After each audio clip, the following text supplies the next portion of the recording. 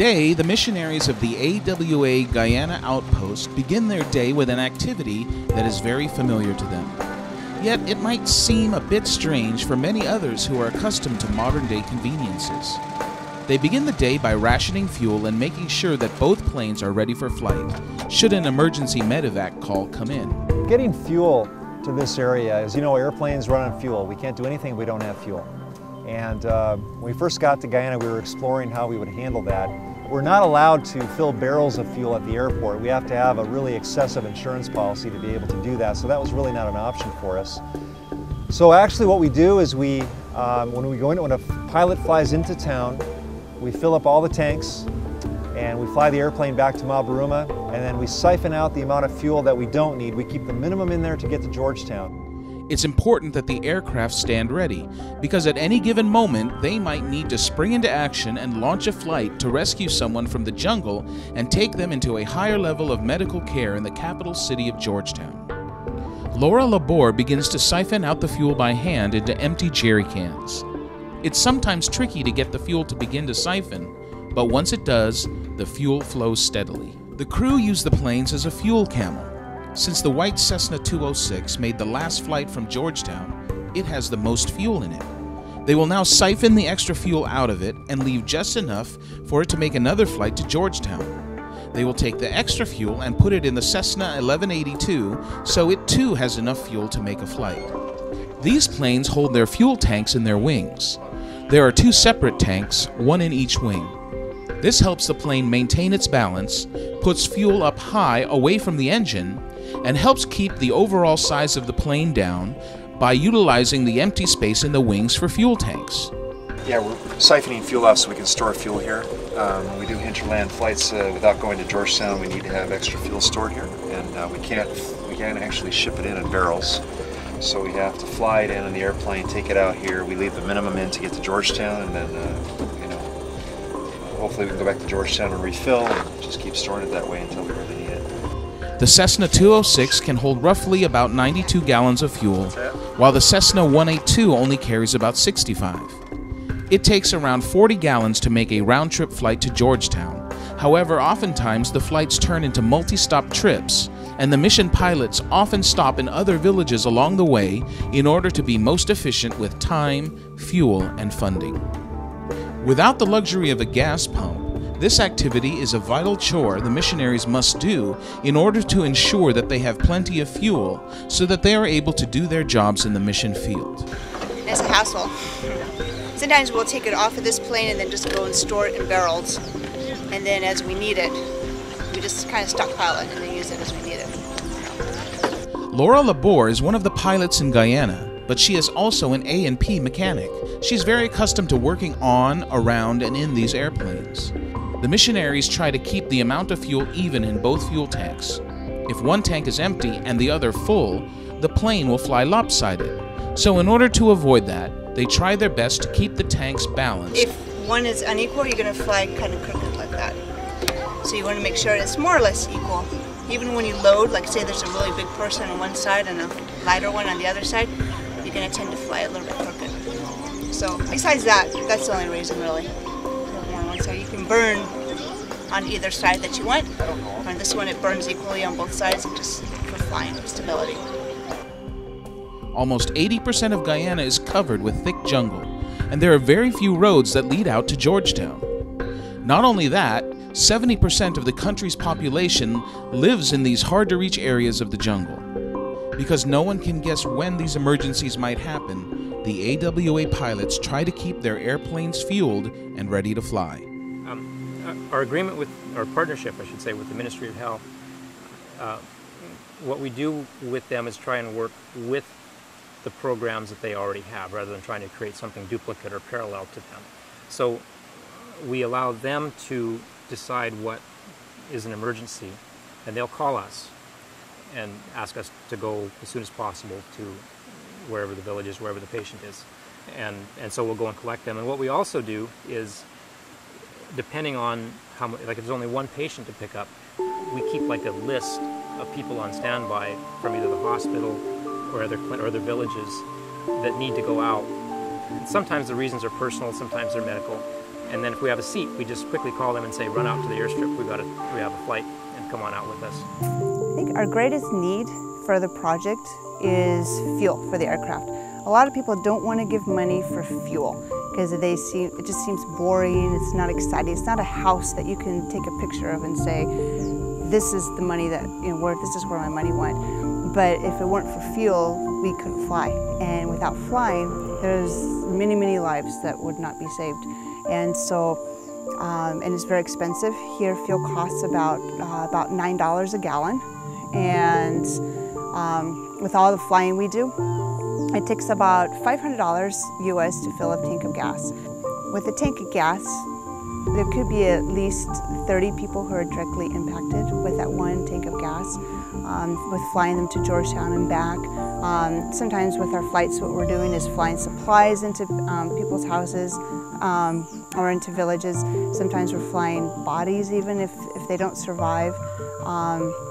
And so the peripheral impact that fuel has is really, really great.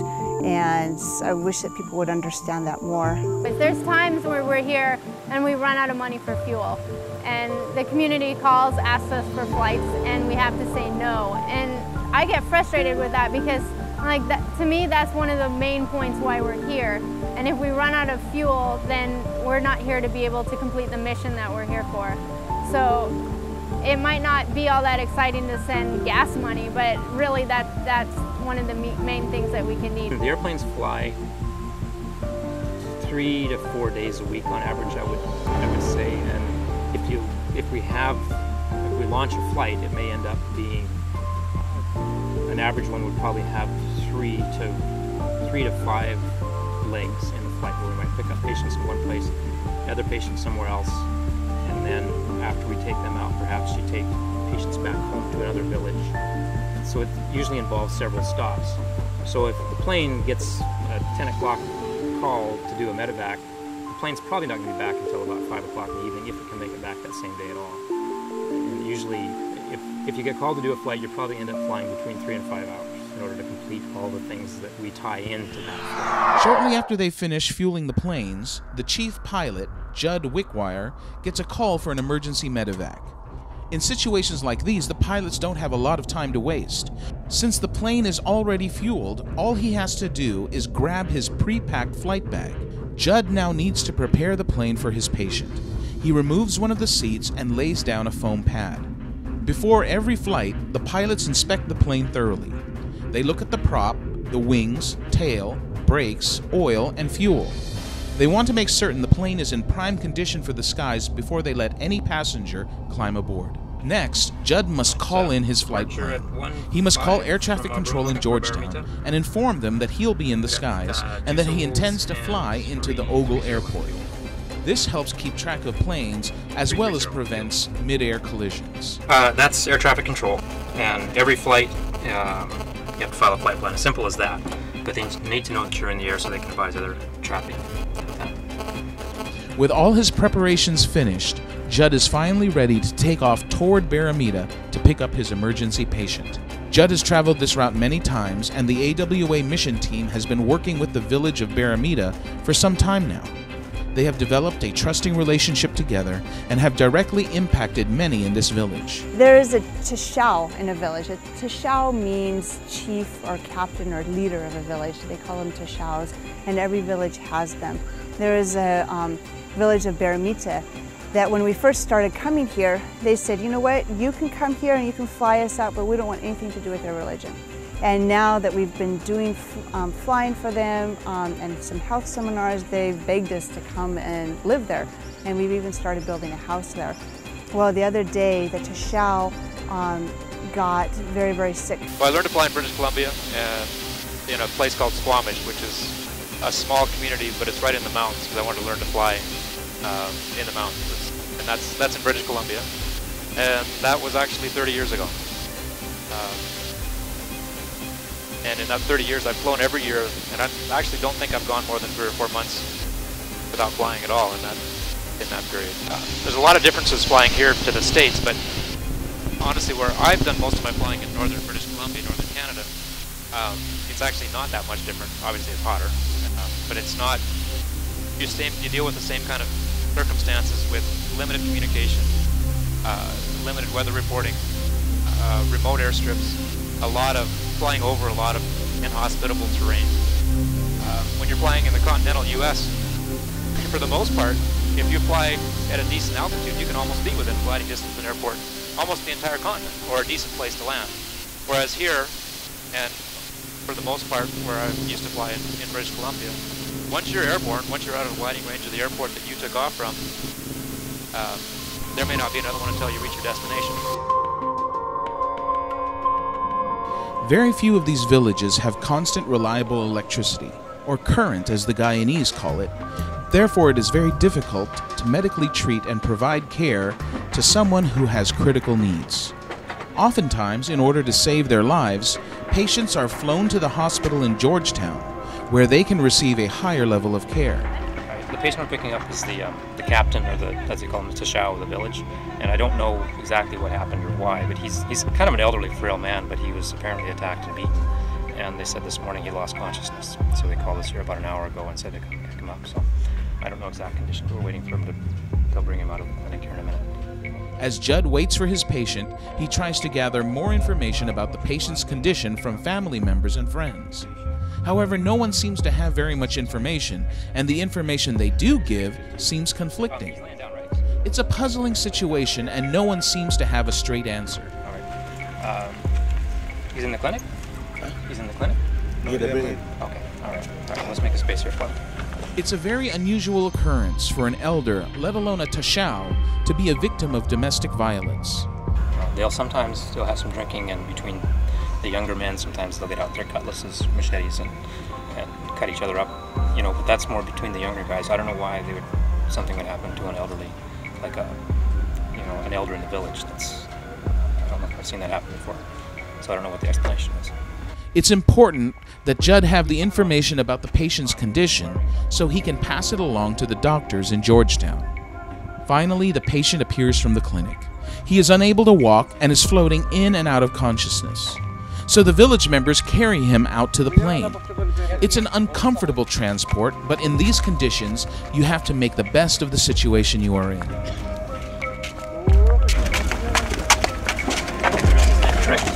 Pass his feet in first.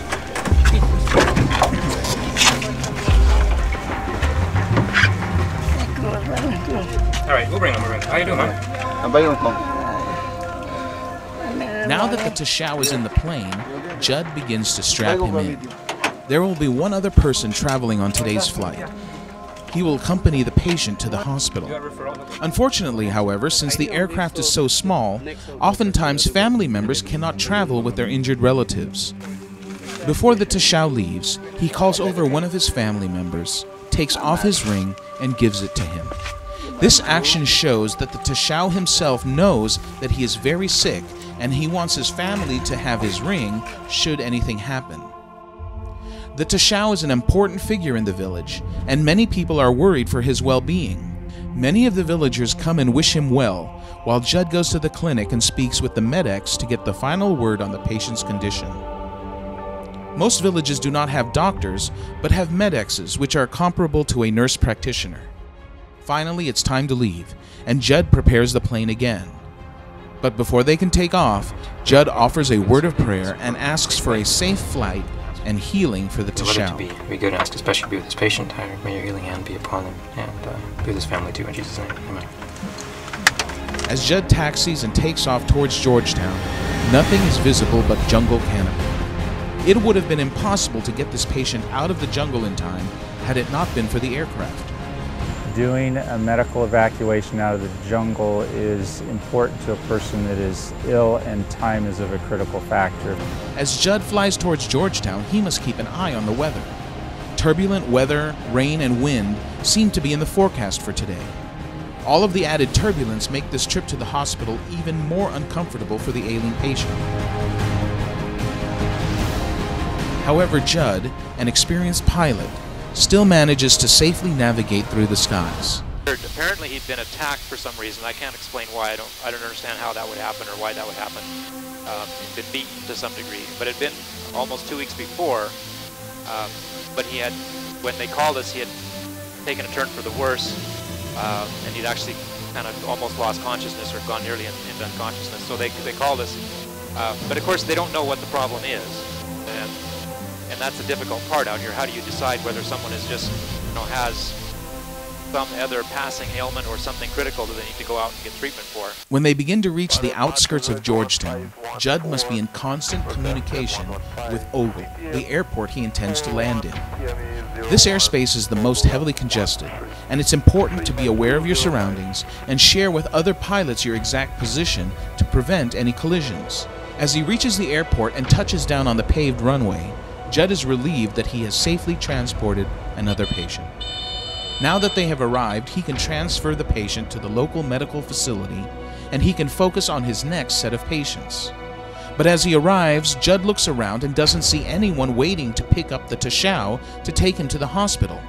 The drop-off area is completely empty, and there are no ambulances or paramedics to be found. Communication is a big challenge here in Guyana, and it seems that once again, a message did not get delivered to the ambulance services.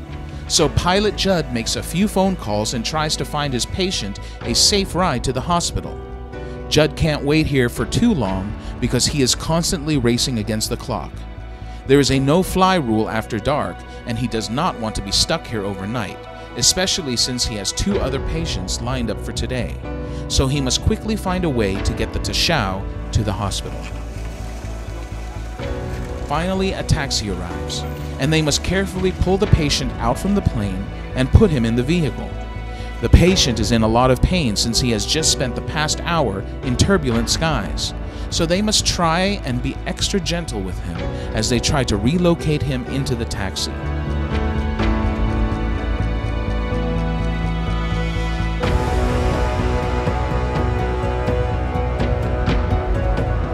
Unfortunately, since this isn't an ambulance, there is nowhere for the Tashao to lie down, so he must be placed in a seat and sit up from this point on. As the Tashao heads off straight for the hospital, Judd and the entire AWA team can breathe a prayer of thanks that they were again able to safely deliver another patient and save another life. Judd was able to medevac him out, and it turns out he had appendicitis and had ruptured. So we were very, very happy to help with him. He's been very instrumental in helping us and very supportive of us, and so we were very happy that we could help him with that. Turns out we got him into the hospital and he needed an emergency appendectomy. So certainly left too long, he certainly would have died if left in that community without getting the treatment he needed.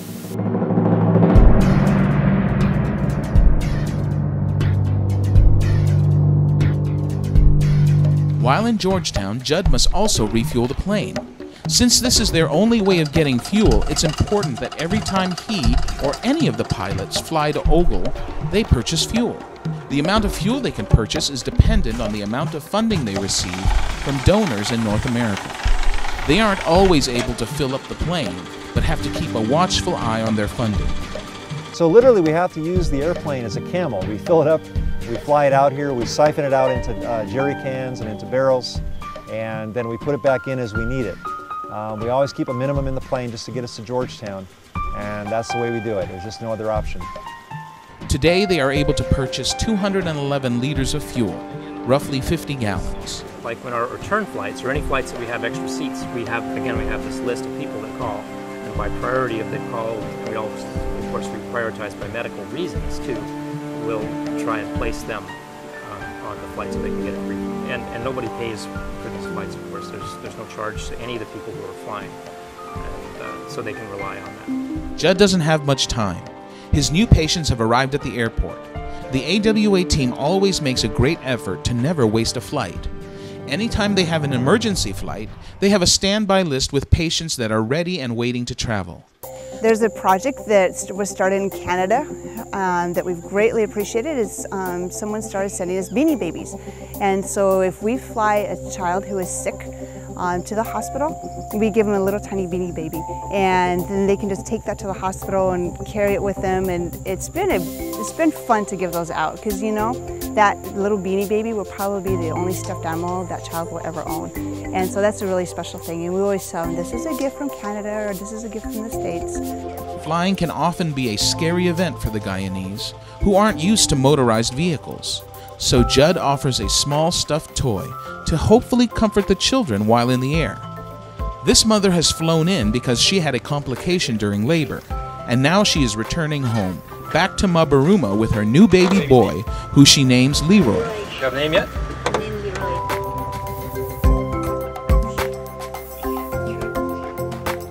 The second patient for this flight is a 3-year-old girl with a heart defect. She unfortunately was born with this condition and must receive medical treatment every couple of weeks. In order to live, she needs an operation that unfortunately they do not perform in Guyana. The AWA team has flown this patient many times before. These are going back home to Mabaruma. So we've got the newborn. The challenge for them is that the only other option for them is to travel on the boat, which is a 24-hour journey on the high seas, which is, well, open sea anyway. It's going to be quite rough, very crowded boat, no facilities. So it's always nice to get them a 1-hour trip back instead of that. And I think you were in for some treatment, right? Yeah. Yeah. So for yourself? For the child? Yeah. Okay. Okay. What kind of problem she having? She having a heart disease. Okay. Yeah, she needs to have actually open heart surgery. There's a little girl here who was born with a hole in her heart. And several weeks ago, I was able to fly her to Georgetown because she was getting worse. And so she went to the hospital, and the doctor said that she needed surgery over in Cuba. They have a working relationship with Cuba, so a lot of the major surgeries are flown out to there. And the family didn't have any money to do this, because what happens is the government will pay for half of that surgery, but the family has to come up with the other half. And the other half was about $500 US, and of course they don't have that much. And so the father told the mother, the father was still here in Mabaruma, talked to the mother on the phone and said, well, just bring her back, and if she lives, she lives, if she dies, she dies. And it was so sad to me. And so we actually have a fund of someone who set up some money that can be used for some of these medical emergencies. And so we called her and we said we'd be happy to pay for the other half, but then the doctor decided that it wasn't proper timing for the girl. She was getting more sick. I understand all the details, but for whatever reason, the daughter, she wasn't ready yet to have that surgery. And so just the other day, then Judd brought her back here to Mabaruma, but the offer's still out there. So as soon as she's ready for that surgery, then we'll be able to fly her to Georgetown, and then we'll pay to have her surgery. As normal protocol for all the AWA pilots, Judd prays before his flight. He asks for blessings of safety and healing on their return trip home. With this little newborn baby going back to his family, and also, most especially this little girl with the problem with her heart, just ask their healing hand, and we'll be upon her and provide opportunities for her healing in Jesus' name. Judd has had a busy day, but it's just halfway through. He must now safely navigate the skies again and return everyone home to Mabaruma. Being here for the longer term and developing relationships with people, and that all comes down to trust. And they know that we've been here for this many years, and we're still going to be here when they need us in the future, so that when you have someone with, say, a chronic condition that needs treatment, and we can take them back and forth so they don't have to spend months and months living away from their families, and trust to know that, and sometimes things go wrong, and people sometimes go out for treatment and they die, and that's a fear that people have, of course. Their fear is such that they may not send their family members out for treatment because they may die, and if they die, they may not come back, or if they go for treatment, they may not even be able to come back for months at a time. So knowing that we've been here and that we've taken people out, we bring them back, and sometimes we bring back people that have died, but even that gives them confidence in us, because it shows that we care enough to bring back even the people who've died so that they can have a proper burial with their families. And that's a very meaningful thing to people out here. It's something that they don't get from anywhere else.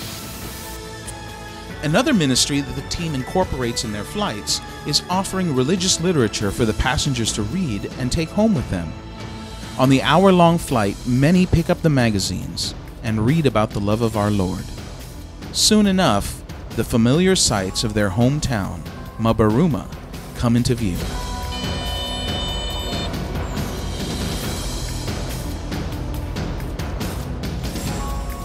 Once on the ground, everyone is able to disembark. Now that everyone is safely on the ground, the AWA team can call this a successful day.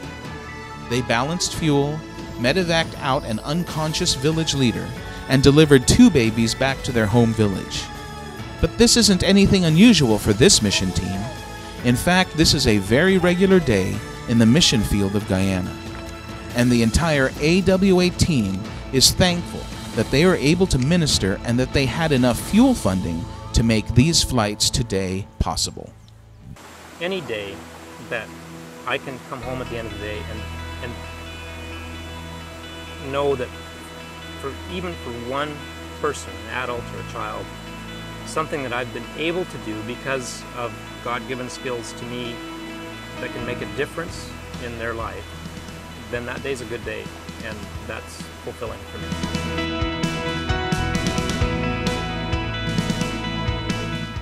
Our family goes home on furlough about every year and a half, and when we go home, we get an opportunity to go around the country and just talk about what God is doing down here in Guyana. And people always ask us after the presentation, you know, they're excited about it, this is great what you guys are doing, how can we get involved? And of course we talk about, you know, monthly support for our family and all that kind of stuff, and prayer support, volunteering, etc. But one of the greatest ways to impact people in Guyana in an aviation ministry is by supporting it with fuel money. Just recently, I'll give you an example, when I was in California, I presented this exact thing, that fuel equals saved lives.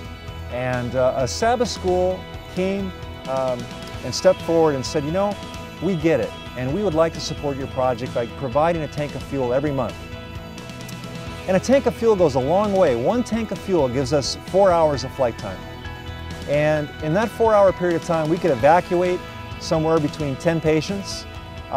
We can transport pastors in for meetings, help the church with local Bible work that needs to be done. 4 hours of flying is tremendous, what we can do with an airplane. If I could leave you with one thing after watching this video with regard to aviation ministry, is fuel equals saved lives. If we have fuel, we can go out and we can save lives not only physically, but for eternity.